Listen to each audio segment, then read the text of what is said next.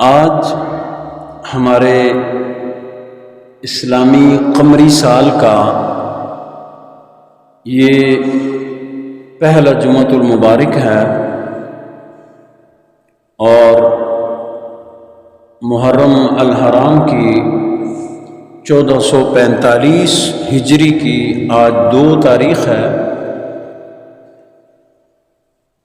گزشتہ جمعۃ المبارک کو ہم نے امیر المومنین خلیفۃ المسلمین حضرت سیدنا عمر فاروق رضی اللہ تعالی عنہ کے یوم شہادت کی مناسبت سے آپ کی خدمت میں کچھ معروضات پیش کی تھیں، اور چونکہ آپ کے یوم شہادت میں اختلاف ہے، 26، 28، 29 اور 1 محرم، یہ 4 تاریخیں مشہور ہیں۔ بہرحال جس تاریخ کو بھی آپ کا ذکر کیا جائے وہ ہم سب کے لیے باعث سعادت ہے۔ آج چونکہ عشرہ محرم الحرام کا آغاز ہو چکا ہے اور یہ محرم الحرام وہ مہینہ ہے کہ جو ان 4 حرمت والے مہینوں میں شامل ہے جن کا دور جاہلیت میں بھی احترام کیا جاتا تھا، اور اگر ان لوگوں کے درمیان کوئی جنگ و جدل کا معاملہ ہوتا تو محرم الحرام کے مہینے میں وہ اپنی تلواروں کو نیاموں میں ڈال لیا کرتے تھے۔ اللہ سبحانہ و تعالیٰ نے اپنے پاک کلام میں یہ ارشاد فرما دیا ہے واضح طور پہ کہ اللہ کے نزدیک جو مہینوں کی تعداد ہے وہ 12 ہے، اور آگے اللہ سبحانہ و تعالیٰ نے ارشاد فرمایا منہا 4 حرم، ان میں سے 4 مہینے حرمت والے ہیں۔ 3 مہینے یہ پہ در پہ آتے ہیں، ذوالقعدہ، ذوالحجہ اور محرم الحرام، اور 4تھا مہینہ رجب المرجب کا ہے۔ محرم الحرام اور بالخصوص اس کی 10 تاریخ کو دین اسلام میں شروع سے ہی ایک خاص اہمیت رہی ہے، کیونکہ یہ مستند روایات ہیں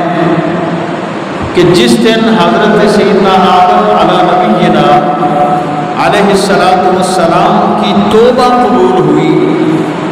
وہ 10 محرم کا دن تھا۔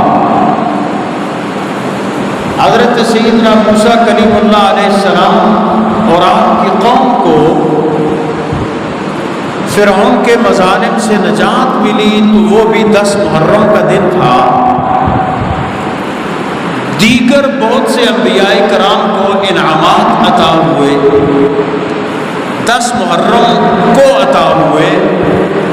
یہاں تک کہ جب قیامت قائم ہوگی تو وہ بھی 10 محرم کا دن ہوگا۔ اس کو یوم عاشور یا یوم عاشورہ کہا جاتا ہے، اور ہمارے آقا مولا صلی اللہ تعالی علیہ وسلم جب ہجرت کر کے مدینہ طیبہ تشریف لائے تو وہاں چونکہ یہود پہلے سے آباد تھے، آپ نے یہ دیکھا کہ جو یہودی ہیں وہ 10 محرم کو یعنی یوم عاشور کو روزہ رکھتے ہیں، تو آقا کریم صلی اللہ تعالی علیہ وسلم اللہ نے آپ کو علم عطا فرمایا تھا، لیکن لوگوں کی تعلیم کے لیے آپ نے پوچھا کہ تم یہ روزہ کیوں رکھتے ہو؟ انہوں نے عرض کی کہ یہ وہ دن ہے 10 محرم کا کہ جس دن حضرت سیدنا موسیٰ علیہ السلام اور ان کی قوم کو فرعون کے ظلم سے نجات ملی تھی، اس لیے ہم اظہار تشکر کے طور پہ اس دن روزہ رکھتے ہیں۔ تو آقا کریم صلی اللہ علیہ وسلم نے ارشاد فرمایا کہ ہم تم سے زیادہ اس بات کا حق رکھتے ہیں کہ ہم موسیٰ سے محبت کا اظہار کریں۔ تو آقا کریم صلی اللہ تعالی علیہ وسلم نے خود بھی روزہ رکھا اور اپنے صحابہ کو بھی حکم دیا کہ وہ 10 محرم کا روزہ رکھیں، لیکن یہودیوں سے مشابہت سے بچنے کے لیے آپ نے یہ ارشاد فرمایا کہ یا ایک دن پہلے کا رکھ لو یا ایک دن بعد کا بھی ساتھ رکھ لو، 2 روزے رکھ لو، یعنی یا بندہ 9 اور 10 کو رکھے یا 10 اور 11 کو رکھے۔ تو جب تک روزے رمضان کے فرض نہیں ہوئے تھے اس وقت تک یہ عاشورہ کا روزہ مسلمانوں پہ رکھنا لازم تھا۔ پھر جب رمضان کے روزوں کا حکم آیا تو پھر مسلمانوں کے لیے اس کو نفل قرار دے دیا گیا۔ یہ ہمارے آقا صلی اللہ تعالی علیہ وسلم کے دور مبارک تک محرم 10 محرم کی جو میں نے مختصر آپ کے سامنے تاریخ بیان کی، اس میں بہت تفصیل بھی ہے، لیکن چونکہ ہمارا موضوع دوسرا ہے تو اس لیے میں بات آگے بڑھاتا ہوں۔ ہم جو امت مسلمہ ہے، ایک تو اس حوالے سے بھی یوم عاشورہ کو یاد رکھتی ہے، اور دوسرے جو اس 10 محرم کی تاریخ کو انسانی تاریخ کا ایک ایسا اندوہناک سانحہ ہوا کہ جس کا درد آج بھی امت مسلمہ محسوس کر رہی ہے۔ ہمارے آقا مولا صلی اللہ تعالی علیہ وسلم کے وہ پیارے شہزادے جن کو آقا کریم صلی اللہ تعالی علیہ وسلم نے اپنے مبارک کندھوں پہ کئی مرتبہ سوار کیا، اور جن کی شان یہ کہ بچپن کی حالت میں جب وہ آقا کریم صلی اللہ تعالی علیہ وسلم کی نماز کے دوران حضرت امام حسین رضی اللہ تعالی عنہ آتے ہیں، حضور نماز ادا کر رہے ہوتے ہیں، سجدے کی حالت میں وہ حضور کی پشت پہ سوار ہو جاتے ہیں، اور آقا کریم صلی اللہ تعالی علیہ وسلم سجدے سے اس وقت تک سر نہیں اٹھاتے کہ جب تک حضرت امام حسین آپ کی پشت سے نیچے نہیں اتر جاتے، یہاں تک کہ حضور نے 72 تسبیحات کی، یعنی 1 2 3 4 5، ہم لوگ تو 5 سے آگے جا کے تھک جاتے ہیں، لیکن 72 تسبیحات کہیں صحابہ کرام حضور کی معیت میں نماز ادا کر رہے ہیں۔ اس حالت میں کسی صحابی میں یہ اضطراب پیدا نہیں ہوا کہ یہ کیا ہو گیا کہ 72 تسبیحات میں آپ اندازہ لگائیں کتنا وقت لگے گا۔ تو آقا کریم صلی اللہ تعالی علیہ وسلم نے جن کے بارے میں یہ ارشاد فرمایا کہ حسین منی وانا بن حسین، حسین مجھ سے ہے اور میں حسین سے ہوں، یعنی آپ کو جنت کے نوجوانوں کا سردار قرار دیا، حضور نے ان کو اپنے پھول قرار دیا، جنت کے پھول قرار دیا، یعنی فضائل تو بے شمار ہیں۔ ان کو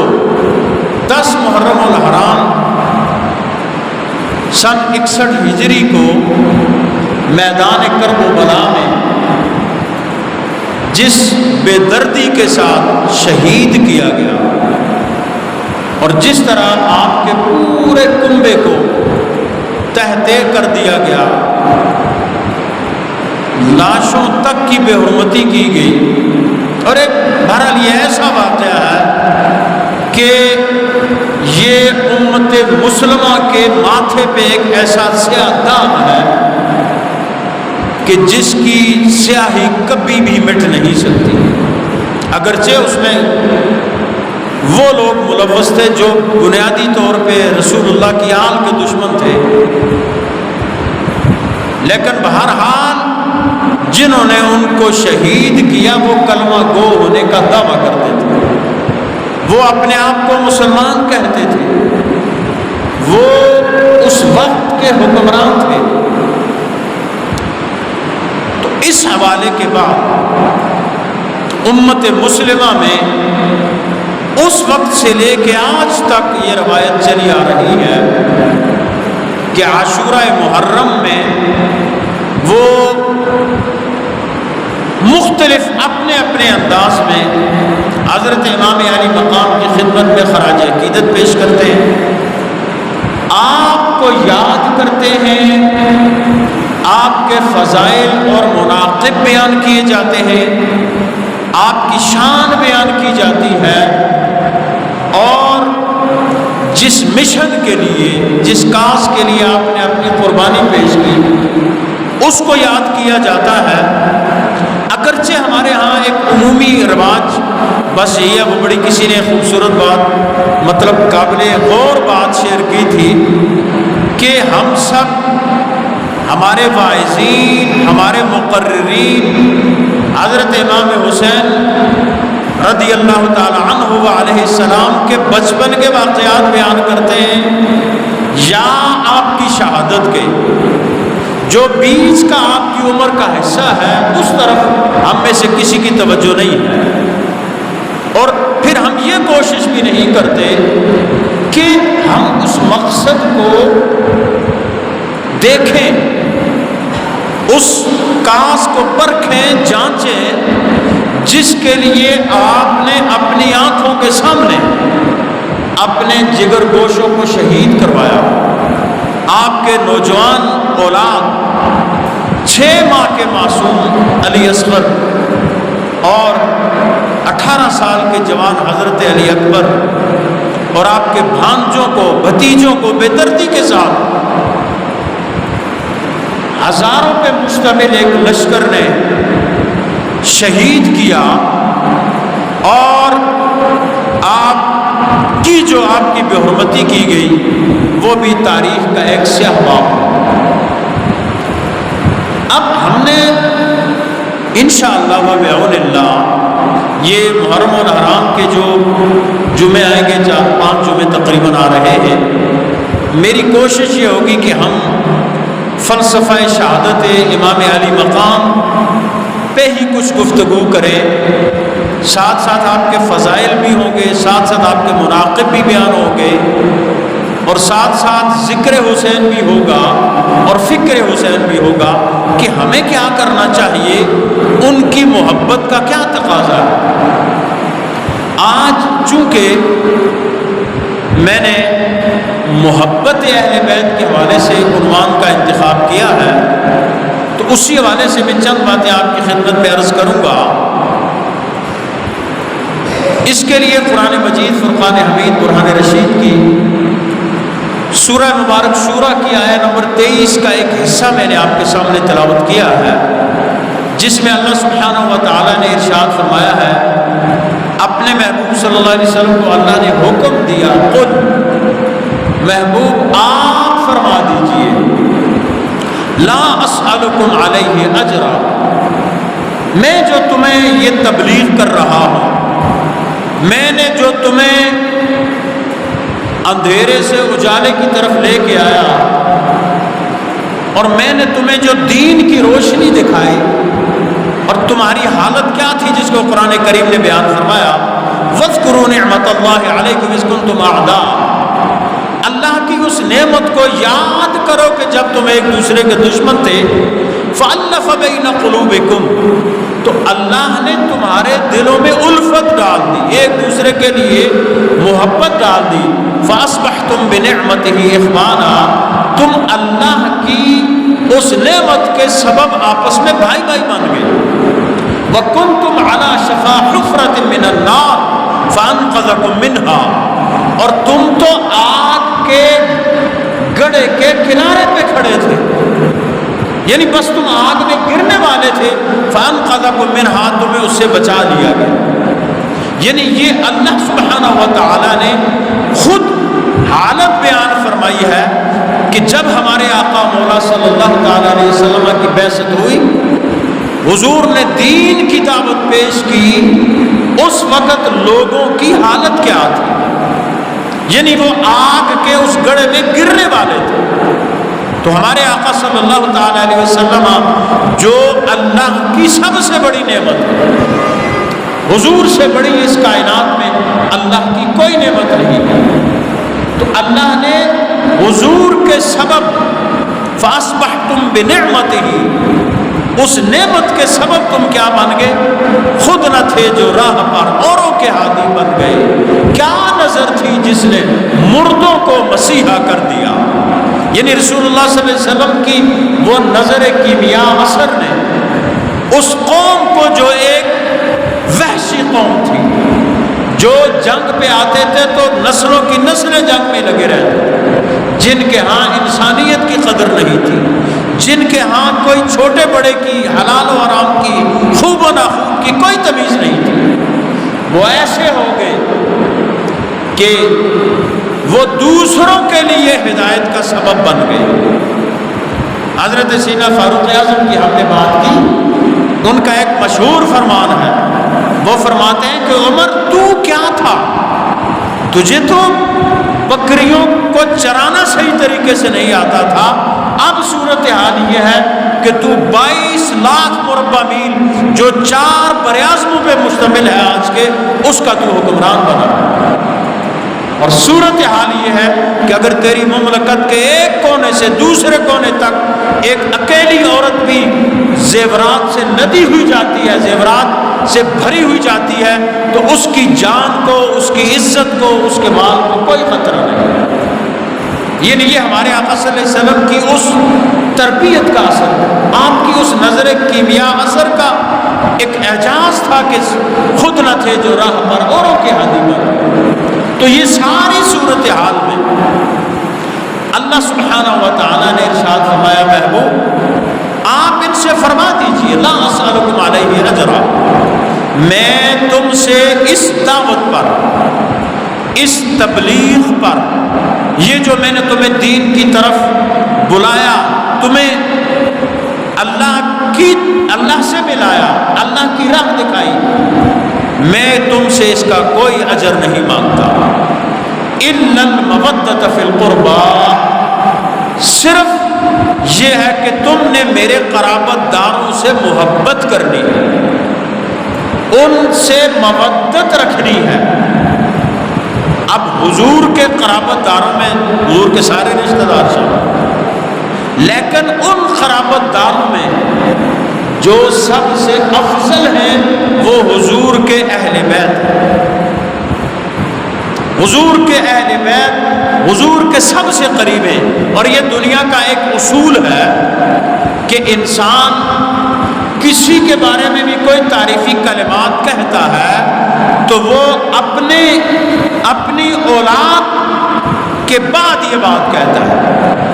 میں آپ کی تعریف کروں گا لیکن میں یہ نہیں کہوں گا کہ آپ میرے بیٹے سے بھی آگے ہوں گے۔ میں ایک مثال دے رہا ہوں، آپ بہت اچھے ہوں گے، بہت اچھے ہیں بھی، بلکہ وہ ہمارے ایک بڑے مشہور مبلغ ہیں، اور ان سے جب کسی نے پوچھا کہ بھائی آپ نے صرف اپنے بیٹے کو ہی کیوں اپنا جانشین بنایا؟ آپ کی جماعت میں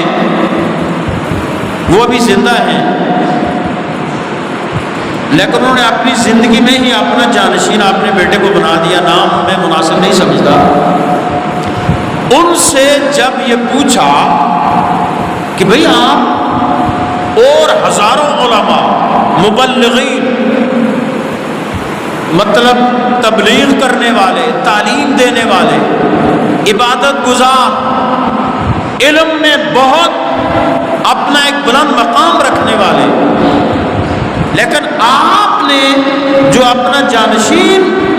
منتخب کیا وہ اپنا بیٹا ہی کیوں کیا، کسی دوسرے کو کیوں نہیں کیا؟ تو انہوں نے بالکل برجستہ یہ کہا کہ بھائی تم میرے بیٹے سے بہتر کوئی بندہ مجھے لا کے دکھاؤ۔ کیونکہ وہ فلاں فلاں وہ عالم بھی ہے، فلاں بھی ہے، فلاں بھی ہے، فلاں بھی ہے، مبلغ بھی ہے، وہ مطلب وہ قافلوں میں بھی جاتا ہے، وہ فلاں بھی کرتا ہے، وہ فلاں بھی کرتا ہے، اس لیے میں نے اس کو اپنا جانشین منتخب کیا۔ یعنی میں عرض یہ کر رہا تھا کہ انسان کے جو لوگ سب سے زیادہ قریب ہوتے ہیں وہ اس کی اولاد ہوتی ہے۔ یہ ایک آفاقی اصول ہے۔ تو آقا کریم صلی اللہ تعالی علیہ وسلم کے قرابت داروں میں ہر وہ ہستی شامل ہے جو کسی بھی اعتبار سے حضور سے نسبت رکھتی اور رشتہ داری رکھتی ہو، لیکن ان میں جو سب سے قریب ترین ہستیاں ہیں وہ حضرات اہل بیت اطہار ہیں۔ تو ان کے لیے اللہ نے ہمیں یہ حکم دیا، یہ براہ راست اللہ بھی ہمیں حکم دے سکتا تھا اور وہ دیا اس نے، کئی احکامات اللہ نے براہ راست نازل کیے، لیکن جو اپنی اپنی ہر حکم کی ایک اہمیت ہے، لیکن اللہ کے ہاں جو سب سے زیادہ مطلب بہت بلند مقام والے احکامات، مثلا اللہ نے اپنی توحید کا اعلان کروایا، تو اللہ نے یہ خود نہیں فرمایا کہ میں ایک ہوں، اللہ نے اپنے محبوب سے فرمایا محبوب آپ فرما دے قل هو اللہ احد، محبوب آپ فرما دو وہ اللہ ایک ہے۔ اسی طرح اور بہت سے احکامات ہیں جن میں اللہ سبحانہ و تعالیٰ نے ہمارے آقا مولا صلی اللہ علیہ وسلم کو مخاطب فرمایا ہے کہ محبوب آپ فرما دیں۔ اسی طرح یہ جو محبت قرابت داران مصطفیٰ ہے، حضور کے قرابت داروں کی جو محبت ہے، اس محبت کا جو اللہ نے حکم دیا وہ براہ راست نہیں دیا، بلکہ اپنے محبوب صلی اللہ علیہ وسلم کے ذریعے دیا کہ محبوب آپ فرما دیں۔ اور اس سے ایک تو یہ ہوگا کہ اس حکم کی اہمیت بھی واضح ہوگی، اور دوسرا یہ ہوگا کہ یہ حضور کی خواہش سے نہیں ہے۔ مثلا جس طرح میں نے اس شخصیت کا حوالہ دیا، یہ عمومی ہمارے معاشرے کا رواج ہے، ہم لوگ اپنے اصول کے تحت سب سے زیادہ اپنی اولاد کو سب سے زیادہ مطلب اہمیت دیتے ہیں، لیکن اللہ کے ہاں کیا ہے یہ اللہ بہتر جانتا ہے۔ یہاں بھی اللہ سبحانہ و تعالی ہمیں یہ بتانا چاہتا ہے کہ یہ میرے محبوب کی خواہش نہیں ہے، یہ ان کی خواہش نہیں ہے، کیونکہ انہوں نے تو واضح فرما دیا ہے لوگوں میں تم سے اس تبلیغ پہ کوئی اجر نہیں مانگتا، میں تم سے کسی اجر کا طالب نہیں ہوں، لیکن یہ میں رب ہو کے کہہ رہا ہوں کہ محبوب آپ ان لوگوں کو یہ ارشاد فرمائیں کہ تمہارے اوپر لازم ہے کہ تم نے میرے قرابت داروں سے محبت کرنی ہے۔ اب یہاں لفظ جو استعمال وہ مودت کا ہے، اور یاد رکھیں محبت ایک الگ شے ہے اور مودت ایک الگ شے ہے۔ محبت دل کی ایک کیفیت کا نام ہے جو آپ کے دل میں کسی کے لیے پیدا ہوتی ہے۔ آپ کی ذات، اور ظاہر سی بات ہے انسان سب سے زیادہ بڑھ کے اپنی ذات سے محبت کرتا ہے، مطلب سب سے پہلے وہ اپنی ہی حفاظت کرتا ہے، ہر طرح کی سختی سے، گرمی سے، نرمی سے، ہر لحاظ سے، اس کو کوئی صحت کا مسئلہ نہ ہو، اس کا کوئی اور ایسا مسئلہ پیدا نہ ہو کہ جس سے اس کو جسمانی مسائل کا سامنا کرنا پڑے۔ اس کے بعد پھر انسان اپنی اولاد سے محبت کرتا ہے، اور یہ دل کی ایک کیفیت کا نام ہے، دل میں پیدا ہوتی ہے، اور یہ ضروری نہیں ہے کہ اس کا معیار ایک ہی رہے۔ آپ اور ہم دیکھتے ہیں کہ بہت سے ایسے لوگ ہوتے ہیں کہ جن کے ساتھ ایک وقت میں ہزاروں لوگ ان کے چاہنے والے ہوتے ہیں، ان سے محبت کرنے والے ہوتے ہیں، ان کے کسی کام کے سبب، ان کے کسی اچھی کیفیت کے سبب، ان کی کسی صلاحیت کے سبب لوگ ان کے ساتھ محبت کرتے ہیں۔ لیکن ہوتا یہ ہے کہ کچھ عرصہ وہ محبت چلتی ہے، اس کے بعد پھر وہ سلسلہ، وہ محبت نفرت میں تبدیل ہو جاتی ہے۔ بلکہ بعض مواقع پہ آپ نے دیکھا ہوگا لوگ اپنی اولاد تک سے نفرت کرنے لگتے ہیں۔ ظاہر سی بات ہے، آپ روزمرہ معاملات دیکھتے ہیں، اخبارات میں اشتہار آتے ہیں، لوگ کہتے ہیں جی میں نے اپنے بیٹے کو بوجہ نافرمانی آگ کر دیا۔ اشتہارات آپ روز پڑھتے ہیں، معاشرے میں دیکھتے ہیں، خبریں سنتے ہیں، ایسی بدبخت اولاد ہے جو والدین کو قتل تک کر رہی ہے۔ والدین کے آگے جواب دینا، زبان درازی کرنا، یہ تو اب عام ہو چکا ہے۔ اللہ معاف کرے، یہ بہت بڑا گناہ ہے۔ اللہ نے تو یہ حکم دیا ہے فَلَا تَقُلْ لَهُمَا اُف، والدین کے سامنے اف تک نہیں کرنی۔ وَلَا تَنْهَرْهُمَا، ان کے ساتھ سخت لہجے میں بات نہیں کرنی، ان کو جھڑکنا نہیں ہے۔ اور یہ آج تمہارے معاشرے کا عام دستور ہے۔ اللہ ماشاء اللہ سب کو اللہ ادب کرنے کی توفیق دے، لیکن عمومی طور پہ یہی ہوتا ہے، والدین کو اولاد کو کہتے ہیں بیٹا یہ کام کرنا ہے، فلاں بات کرنی ہے، اولاد کو پرواہ نہیں کرتی۔ اگر زیادہ مطلب ان پہ سختی کرے تو وہ بدتمیزی پہ ہی اتر آتے ہیں، کہیں گھر چھوڑ کے چلے جاتے ہیں۔ یہ میں عرض اس لیے کر رہا ہوں کہ معیار محبت کا بدلتا رہتا ہے۔ یہ بھی ہو سکتا ہے کہ جس اولاد سے والد ٹوٹ کے محبت کرتا ہے، ایک وقت ایسا اسے نفرت کرنے لگے۔ آپ ایک شیخ سے، ایک پیر سے منسلک ہیں، کوئی ایسی آپ اس سے محبت کرتے ہیں، شیخ سے جو شیخ طریقت ہیں، جو آپ کے پیر ہیں، مرشد ہیں، باشرہ ہیں، ان سے محبت کرنا، ان کا احترام کرنا، یہ تو طریقت میں گویا فرض ہے۔ لیکن خدا نخواستہ کوئی ایسے حالات پیدا ہو جاتے ہیں، آپ کی محبت نفرت میں تبدیل ہو سکتی ہے۔ آپ کسی عالم دین سے محبت کرتے ہیں، اپنے امام سے، خطیب سے، جو ویسے آج کل ماشاءاللہ کم ہی ہے ویسے، لیکن چلے کوئی نہ کوئی ایک کا دکا تو ہوگا شاید، کرتے ہیں تو ہو سکتا ہے ایک وقت میں وہ آپ کی محبت نفرت میں تبدیل ہو جائے۔ علی ھذا القیاس، سیاسی آپ دیکھیں، ایک وقت میں ایک شخص عروج پہ تھا اور آج اس کا نام تک لینا جرم بن چکا ہے۔ کہیں میڈیا پہ آپ اس کا نام نہیں لے سکتے، کہیں پہ بھی نام ہی نہیں لے سکتے، ختم، خلاص۔ ایک وقت میں لوگ تخت پہ ہوتے ہیں اور دوسرے وقت میں تختے پہ ہوتے ہیں۔ یہ تلک الایام نداولها بین الناس، اللہ نے واضح فرما دیا کہ ہم یہ دنوں کو لوگوں کے درمیان تبدیل کرتے رہتے ہیں۔ آج اگر کوئی مشکل میں ہے تو کل وہ آسانی میں آ جائے گا۔ ان مع العسر یسرا، ہر مشکل کے بعد آسانی ہے۔ تو یہ عرض میں یہ کر رہا تھا، محبت کے معیارات بدلتے رہتے ہیں، اور محبت ایک ایسی کیفیت کا نام ہے جو انسان کے دل میں ہوتی ہے، اور انسان کی موت کے ساتھ وہ بھی مر جاتی ہے، ختم، خلاص۔ لیکن جو مودت ہے، مودت یہ نہیں ہے، مودت کا مطلب ہے کہ ایسی محبت کہ جو مرنے کے بعد بھی قائم رہے، جس کے معیارات کبھی تبدیل نہ ہوں، جو انسان کی زندگی کا حصہ ہو، جس کے بغیر انسان کا جینا ناممکن ہو۔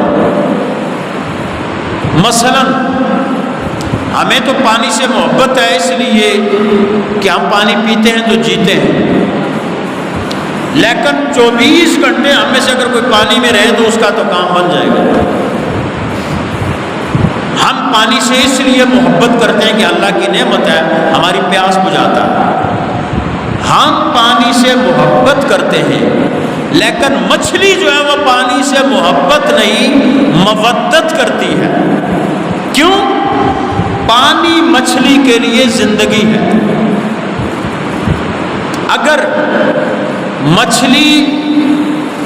چند سیکنڈ کے لیے پانی سے باہر نکل جائے تو وہ مر جائے گی۔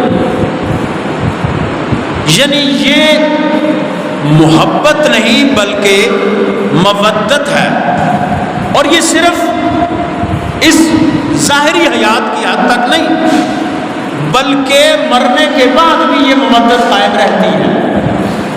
کس طرح؟ میں آپ کو ایک مثال دیتا ہوں۔ آپ گئے مچھلی کی شاپ پہ، یا مچھلی یہاں دریا سے پکڑی لے آئے گھر میں، اس کو مطلب آپ نے صاف کیا، اس کو فرائی کیا، مچھلی کھا لی۔ آپ گھر سے کھا کے آگے دن کو اپنی دکان پہ چلے گئے، دفتر میں چلے گئے، بار بار پانی پی رہے ہیں آپ، پانی پی، ساتھی پوچھتے ہیں بھائی آج تجھے کیا ہو گیا؟ پانی کے حساب کتاب کا نہیں پی رہا، بہت زیادہ پانی پی رہا ہے، کیا وجہ ہے؟ آپ کہیں گے یار آج میں نے مچھلی کھائی تھی، آج میں نے مچھلی کھائی تھی اس لیے مجھے بہت پیاس لگ رہی ہے۔ مطلب کیا ہے کہ مچھلی مر کے ختم ہو گئی، آپ نے اس کو مطلب صاف کیا، اس کو فرائی کیا، اس کو آپ نے کھا لیا، وہ بیچاری پتہ نہیں کہاں سے کہاں پہنچ گئی، لیکن اس کی وہ جو پانی سے مودت ہے نا، اس کے مرنے کے بعد بھی قائم ہے کہ آپ کا معدہ، آپ کا جسم بار بار پانی طلب کر رہا ہے اس لیے کہ آپ نے مچھلی کھائی تھی۔ تو کہا یہ جاتا ہے کہ مچھلی کو پانی سے محبت نہیں بلکہ مودت ہے۔ کیوں؟ پانی اس کے لیے زندگی ہے اور پانی سے باہر نکلنا اس کے لیے موت ہے۔ تو محبت میں اور مودت میں یہ فرق ہے۔ ہمیں اللہ والوں سے محبت کا حکم ہے، نیک لوگوں سے محبت کا حکم ہے، علماء سے، مشائخ سے محبت کا حکم ہے، لیکن رسول اللہ صلی اللہ علیہ وسلم کے جو اہل بیت ہیں، حضور کے جو قرابت دار ہیں، ان سے صرف محبت نہیں بلکہ مودت کا حکم ہے کہ اگر تم رسول اللہ صلی اللہ علیہ وسلم کے اہل بیت کے بارے میں ذرا بھی بغض رکھو گے تو تم ایمان سے محروم رہ جاؤ گے۔ بظاہر تو چلتے پھرتے ایک انسان نظر آؤ گے، آپ کے لیے ذرا یہ بات عجیب ہوگی نا کہ یار کون ایسا بدبخت ہوگا جو حضور کی آل سے محبت نہیں رکھتا ہوگا، لیکن اگر آپ چلے جائیں نا آج کل کچھ خاص علاقوں میں تو وہاں تو معاذ اللہ استغفر اللہ یزید بھی زندہ باد کے نعرے لکھے ہوئے ہوتے ہیں۔ وہ لوگ تو ان دنوں میں حضرات اہل بیت کا ذکر کرنا گوارا ہی نہیں کرتے، اور یہ جو ان کی قربانی ہے، جو میدان کرب و بلا میں انہوں نے یہ قربانی، وہ کہتے ہیں یہ ویسے کیسے کہانیاں ہیں۔ آپ یقین مانیں کہ اگر آپ ان لوگوں کے اصل عقائد سے خبردار ہو جائیں، آپ کو لگ پتہ جائے تو آپ ان کے پیچھے نمازیں پڑھنا تو کجا ان کو جوتیاں مارے گیا کہ آپ حضور کے ان اہل بیت سے بغض کر رہے ہو کہ جن کے بارے میں اللہ کا قرآن بار بار کہہ رہا ہے، جو ایمان کا معیار ہے، جن کے بغیر ایمان مکمل کیا ایمان سرے سے ہی نہیں ہوتا۔ اور ہمارے آقا مولا صلی اللہ علیہ وسلم کا وہ مشہور فرمان جو میں نے آپ کے سامنے پڑھا، یہ حضور نے تقریباً 1.25 لاکھ صحابہ کی موجودگی میں، جیسے وہ حدیث پاک ہے نا، من کنت مولاہ فہذا علی مولاہ اللہم وال من والاہ وعاد من عادہ، مقام غدیر خم کے مقام پہ جو حضور نے ارشاد فرمایا تھا، جس کا میں مولا ہوں اس کا علی مولا ہے۔ یا اللہ جو علی سے محبت رکھے تو بھی اس سے محبت رکھ، اور جو علی سے دشمنی کرے تو اس سے دشمنی رکھ۔ اسی مقام پہ حضور کا ایک اور فرمان، اور یہ بہت کم بیان کیا جاتا ہے، آپ میں سے مجھے یقین ہے، پتہ نہیں یہ علماء کی بھی بات تو نہیں کر رہا، عوام میں سے مجھے لگتا نہیں ہے کہ آپ نے یہ سنا ہو، کیونکہ اب جو اوورال ہمارا ماحول بن گیا ہے وہ یہ کہ اگر اہل بیت کی کوئی تعریف کرتا ہے یا کوئی علی کہتا ہے تو او ہو یہ تو بڑا رافضی ہو گیا جی. یاد رکھیں اہل بیت کی تعریف کرنا، علی علی کہنا، مولا علی کی تعریف کرنا، یہ اہل سنت کا وتیرہ ہے. وہ کسی نے کہا تھا نا، بڑی خوبصورت جملہ میں نے کسی نے کہا تھا سنی بھی علی کو نہیں مانتے، سنی ہی علی کو مانتے ہیں. اس شان کے مطابق جو اللہ نے انہیں دی ہے، نہ گھٹانا نہ بڑھانا، نہ افراد نہ تفرید، بس جو شان اللہ نے ان کو دی ہے اس کو سلوٹ کرتے ہیں، اس کو سلام کرتے ہیں. تو اس ڈر سے کئی لوگ اہل بیت کی کہتے نا جی ہم لوگ سے نہیں دے گئے ادھر گئے کھبے پاسے، یا کوئی حضور کی آپ کی تعریف کرنے سے کھبے پاسے نہیں جاتا. ہاں حضور کے اصحاب پہ جو تبرہ کرتا ہے، جو حضور کے صحابہ کی شان میں بے ادبی کرنا تو کجا سوچتا بھی ہے، وہ اہل سنت سے خارج ہے. اہل سنت کا ہے بیڑا پار. اصحاب حضور نجم ہے اور ناؤ ہے عطرت رسول اللہ کی. ہمارے آقا نے اپنے صحابہ کو ستارے فرمایا، اہل بیت کو کشتی نوح کی مثال دی. خوبصورت بات، خوبصورت مثال، یعنی دونوں ایک دوسرے کے لیے لازم اور ملزوم ہیں. آج کا تو کمپیوٹر 4G کا دور ہے. یہ اس دور کو آپ ذرا سامنے رکھیں کہ جب لوگ سمندروں میں سفر کرتے تھے، کوئی ان کے پاس آلات نہیں ہوتے تھے، صرف کشتی ہوتی تھی. کشتی میں بیٹھے ہیں اور ستاروں سے، قطبی تارے سے رہنمائی لیتے تھے. آج تو مشینری ہے نا، پورا سسٹم ہے. اس وقت کوئی یہ چیزیں نہیں تھی، ستاروں سے رہنمائی لی جاتی تھی کہ ہم نے کس طرف جانا ہے. تو میرے آقا مولا صلی اللہ علیہ وسلم کے فرمان پہ اور حضور کی اس بصیرت پہ قربان جائیں، حضور نے گویا یہ فرما کے یہ واضح کر دیا کہ میرے امتیوں، اگر میرے اہل بیت کو چھوڑو گے تو غرق ہو جاؤ گے، ڈوب جاؤ گے، اور اگر میرے صحابہ کو چھوڑو گے تو بھی بھٹک جاؤ گے، ساری عمر پھر بھٹکتے رہو گے. اس لیے یاد رکھیں، محبت اہل بیت ڈٹ کے بیان کرو. ہاں غیر مستند روایات نہیں، وہ روایات جو مستند ہوں، جن پہ پوری امت کا، اور یہ جو میں روایت پڑھ رہا ہوں یہ صحیح ترین روایت، اور کم از کم 25 صحابہ اس کے راوی ہیں. مقام غدیر خم کے مقام پہ حضور نے ارشاد فرمایا. اور حتیٰ کہ آپ میں سے جو علماء، یہ جو پڑھے لکھے مطالعے والے لوگ بیٹھے ہیں، ایک شیخ ناصر الدین البانی گزرے ہیں، انتہائی سخت قسم کے نقاد اور جرح کرنے والے تھے. ان تک نے اس حدیث کو صحیح کہا. اور حدیث کیا ہے میں پڑھ کے بعد مکمل کر رہا ہوں. ہمارے آقا صلی اللہ علیہ وسلم نے ارشاد فرمایا، اور یہ مختلف الفاظ کے ساتھ بھی ہے مختلف کتب میں، لیکن جو الفاظ میں نے یہاں نوٹ کیے وہ یہ ہے. میرے اور آپ کے آقا صلی اللہ علیہ وسلم فرماتے ہیں، ترکت فیکم ثقلین لم تدلوا ما تمسکتم بہما.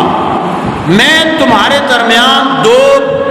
عظیم چیزیں چھوڑ کے جا رہا ہوں، دو بھاری چیزیں یعنی عظیم چیزیں چھوڑ کے جا رہا ہوں. لم تدلوا ما تمسکتم بہما، تم اس وقت تک گمراہ ہرگز نہیں ہوگے جب تک ان کو مضبوطی سے پکڑے رکھو گے. ان میں پہلی کیا ہے؟ کتاب اللہ، قرآن کریم. اللہ کی کتاب کو مضبوطی سے پکڑو گے تو کبھی گمراہ نہیں ہوگے. وعطرتی اہل بیتی، اور میرا خاندان جو میرے اہل بیت ہیں یہ میں تمہارے درمیان چھوڑ کے جا رہا ہوں. اگر تم ان دونوں سے وابستہ رہے تو تم ہرگز گمراہ نہیں ہوگے. میرے بھائیوں، میرے دوستوں، میرے بزرگوں، میرے بچوں، یاد رکھو یہ اب ایسا وقت آ گیا ہے کہ انسان کے لیے ایمان بچانا مشکل ہو گیا. لوگ معاشی، سماجی، سیاسی ہر اعتبار سے تقسیم در تقسیم. اور یہ اس دن میں نے وہاں امن کمیٹی کے اجلاس میں بھی کہا تھا کہ کتنا افسوس ہے کہ جن ہستیوں کے لیے جس مہینے کو ہمیں امن اور محبت کا مہینہ بنانا چاہیے،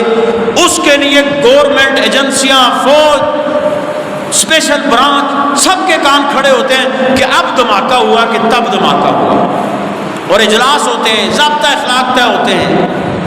کیا وجہ ہے؟ امت کو کس نے تقسیم کر دیا؟ اختلاف ہونا کوئی بری بات نہیں ہے، لیکن اختلاف کی بنیاد پہ کسی کو واجب القتل قرار دینا، کسی کی گردن زنی کرنا، ہمارے دین نے تو بلا وجہ کیا، ہمارے جنگ کے دوران سبز درختوں کو کاٹنے سے منع کیا ہوا ہے، جو تلوار نہیں اٹھاتے ان کو قتل کرنے سے منع کیا ہے۔ وہ دین کہ جس کے ماننے والے پوری دنیا میں امن اور سکون اور چین اور اطمینان کے داعی تھے، آج غیروں کی سازشوں سے وہ ایک لوگوں نے اس کو دہشت گردی میں معاذ اللہ تبدیل کیا ہے۔ لیکن یہ ہماری بھی کمزوریاں ہیں، ہمارے مذہبی طبقات، بالخصوص ماہ محرم الحرام میں آپ سے گزارش کروں گا، آپ کی اس جامع مسجد میں ماشاءاللہ